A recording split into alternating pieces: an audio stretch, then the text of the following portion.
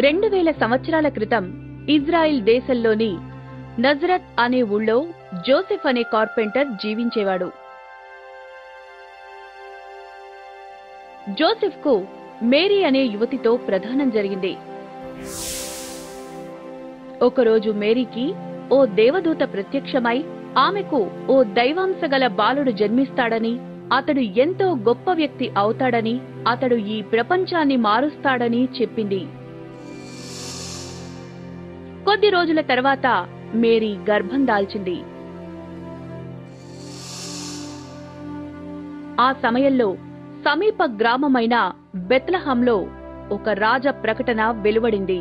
ఏమనంటే, రాజ్యంలోని ప్రజలందరూ హాజరై వారి పేర్లను జనాభా లెక్కల్లో నమోదు చేయించుకోవాలి అని. అందువల్ల తన భర్త జోసెఫ్తో కలిసి గర్భవతి అయిన మేరీ కూడా బెత్లెహేం గ్రామానికి పయనమైంది.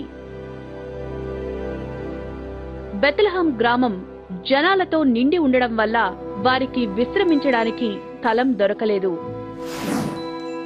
ఆఖరికి వారు ఆ రాత్రి ఉండడానికి ఒక పశువుల పాక వారికి దొరికింది. జీసస్ క్రీస్తు ఆ రాత్రి ఆ పశువుల పాకలో జన్మించాడు. ఆ బాలుణ్ణి పడుకోబెట్టడానికి అక్కడ గడ్డి తప్ప మరోటి లేదు. మరియు చూడ్డానికి ఎవరూ లేరు, కొందరు పశువుల కాపరులు తప్ప. కాని బెత్లెహేంలో క్రీస్తు జన్మించిన వార్త, అతడు ఒక దైవ పుత్రుడు అన్న విషయం ప్రపంచానికి చాలా త్వరగా తెలిసింది. బెత్లెహేంకి చాలా దూరంలో ఉన్న 3 జ్ఞానులకు ఒక ప్రకాశవంతమైన నక్షత్రం కనిపించింది. వారు ఆ నక్షత్రాన్ని కొత్త రాజుకి సంకేతంగా గుర్తించి ఆ నక్షత్రం చూపే దారిలో ప్రయాణం చేశారు. అదే క్రిస్మస్ నక్షత్రం.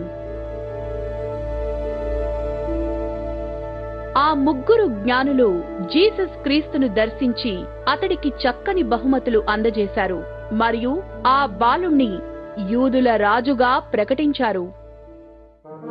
కాని ఒక వ్యక్తి మాత్రం జీసస్ జన్మించడం పట్ల సంతోషంగా లేడు. అతడే హెరోడ్, ఆ దేశ రాజు. ఆ బాలుణ్ణి తనకి పోటీగా, తన శత్రువుగా తలిచాడు.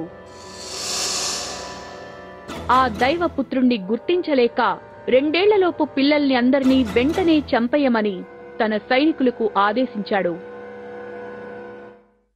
అదృష్టవశాత్తు జీసస్ కుటుంబం వారి నుంచి తప్పించుకుని ఈజిప్టు వెళ్లిపోయింది. ఆ రాజు మరణించిన తరువాత వారు తిరిగి తమ స్వస్థలానికొచ్చారు.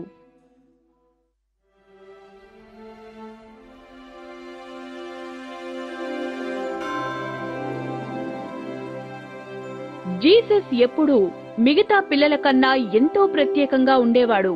అతను శాస్త్రాలను చదివేవాడు, రాసేవాడు, అందులోని విషయాలను ఎప్పుడూ చర్చించేవాడు. జీసస్ బాప్టిజం, కొన్ని రోజుల ఉపవాస దీక్ష తీసుకున్నాక తన ఆలోచనలను బోధించడం ప్రారంభించాడు.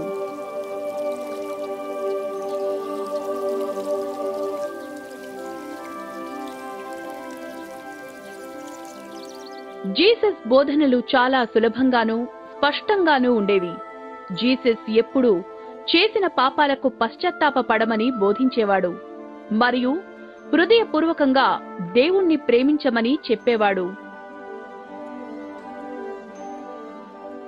నిన్ను నువ్వు ప్రేమించుకున్నట్లే నీ పొరుగువారిని కూడా ప్రేమించమని బోధించేవాడు. అతని బోధనలకు ప్రజలెంతో ఆకర్షితులయ్యారు. అతని 12 మంది ముఖ్య శిష్యులతో పాటు ఆయన బోధనలు వినడానికి వందల మంది ప్రజలు గుమిగూడేవారు. జీసస్ తన బోధనలు ప్రచారం చేయడానికి తన శిష్యులతో ప్రయాణం చేసేవారు.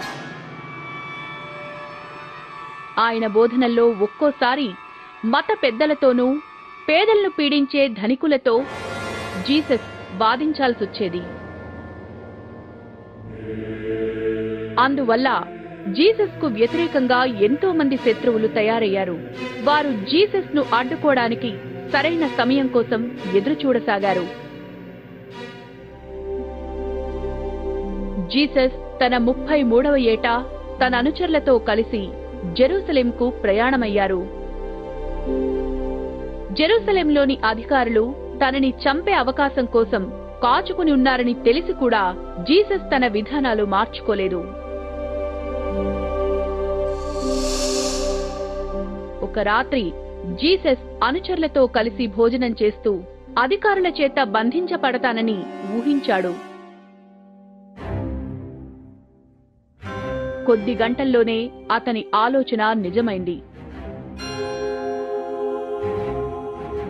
అతని అనుచరుల్లోని జుడాస్ అనే వ్యక్తి ద్రోహబుద్ధితో జీసస్ ని బంధింపజేశాడు.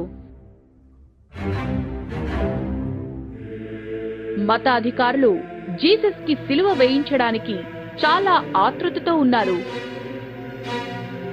రాజ్యాధికారికి మరణశిక్ష విధించే ఉద్దేశం లేనప్పటికీ జీసస్ కి సిలువ వేయాలని మతాధికారులు పట్టుబట్టారు. సిలువను భుజాన మోయిస్తూ కొరడాతో కొడుతూ జెరూసలేం వీధుల్లో జీసస్ ను నడిపించారు. ఊరి చివరకు తీసుకువెళ్లి సిలువపై పడుకోబెట్టారు. అతని చేతులు కాళ్లలోకి మేకుళ్లు దించారు. అతని మరణ నిర్ధారణకు బల్లెంతో పొట్టలో పొడిచి చూశారు. కాని మరణం కూడా జీసస్ బోధనల ప్రభావాన్ని ఆపలేకపోయింది. ఒక గొప్ప మతం ప్రపంచమంతా వ్యాపించింది.